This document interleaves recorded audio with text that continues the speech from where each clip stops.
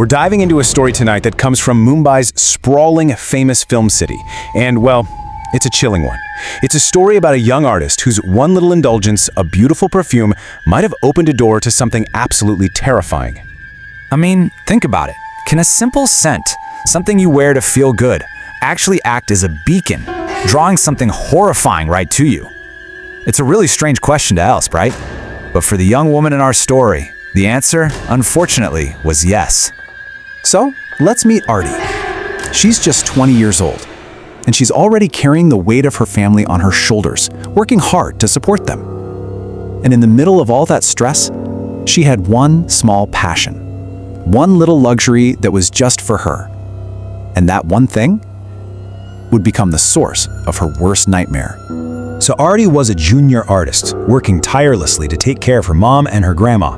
To give herself a little boost, a bit of confidence, she loved wearing these beautiful, really strong perfumes. The thing is, her job often meant working super late shifts on remote sets deep inside a massive jungle-like area. You can probably see where this is going. Her grandmother, a woman who had, seen 80 years of the world, she warned Aarti all the time. She'd say that wearing strong scents at night, especially with her long hair untied, could attract the wrong kind of attention from things you can't see. Aarti, being young and modern, would just kind of smile and brush it off as an old superstition. And then came the night that changed everything. And this wasn't just any night. It was Amavasya, the new moon. Now, in many traditions, that's a time when the veil between our world and others is at its absolute thinnest. It is the darkest night of the month. So just picture this for a second. It's 1:30 in the morning, the shoot has just wrapped up, Aarti is stuck on a set deep inside Film City, which is basically a giant jungle. And to make it all so much worse, her phone has zero signal. She is completely, utterly cut off. It was like every single door to safety just started slamming shut in her face. Her one colleague got a ride and left early. When Aarti was finally done, she pulls out her phone. Useless. No network. She literally begged the production crew for a ride, for any kind of help, and they just blew her off, telling this lone young woman to just walk a little further down a pitch-black jungle road to find a signal. Unbelievable. So with no other choice, Aarti just picked up her bag and started walking, all alone on a totally deserted road, surrounded by the deep, dark wilderness of Film City.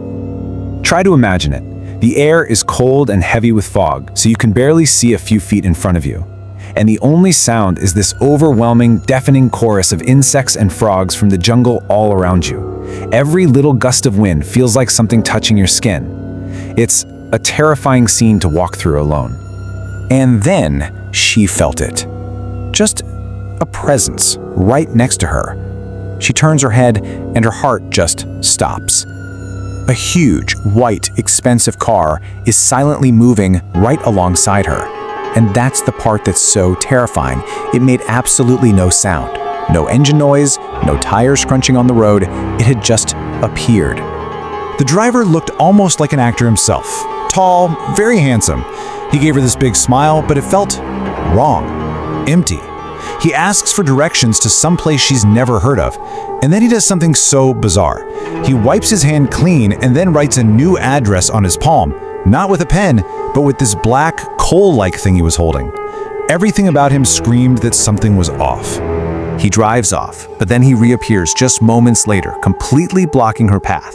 And this time, the friendly act is totally gone. He just says, "You look troubled. Get in. I'll take you wherever you want to go." And that was it. Aarti just screamed no and ran. Just ran blindly into the darkness, fueled by pure terror. Until, by some miracle, an auto rickshaw with another actor inside saw her and stopped. So she gets home, completely shaken, but physically okay. She doesn't tell her family what happened, didn't want to scare them. She really thought the nightmare was over, but it wasn't. It had followed her home. A couple of nights later, this weird feeling wakes her up. She goes to her window, and there he is, the man from the car, standing across the street, just staring up at her window. A few nights after that, he's closer. He's standing right at her building's main gate. And then, on the 5th night, she looked out her window, and he was right there, floating. You have to understand, her apartment was on the 1st floor. There was no balcony, no ladder, nothing for a person to stand on. He was just hovering there, in midair, right outside her window, with that same horrible smile. Aarti let out a scream you could probably hear for miles and just collapsed. Aarti wakes up to her mom and grandmother frantically trying to help her. Through her tears, she finally tells them everything: the car, the man, and the impossible figure she saw outside her window. Her mom, of course, was trying to find any rational explanation, insisting he must have climbed up, that he was just a thief.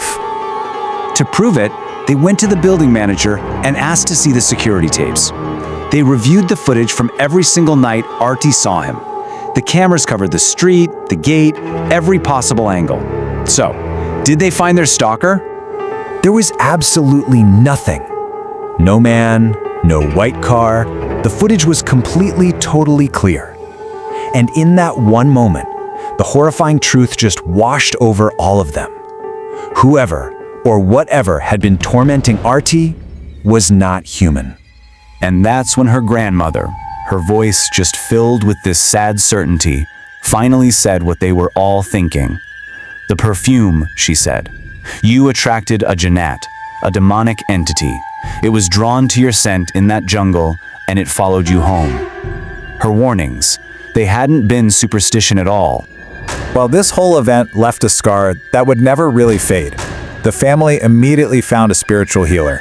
Aarti quit all of her night shifts, didn't matter how much money she lost, and as you can probably guess, she never ever wore perfume again. Aarti's story is just such a chilling reminder, isn't it? We hear these old warnings from our elders, and we so often dismiss them as folklore. But what if they're based on experiences we've just forgotten how to understand? It really makes you wonder, what innocent little things might you be doing every day that could be sending an invitation out into the darkness?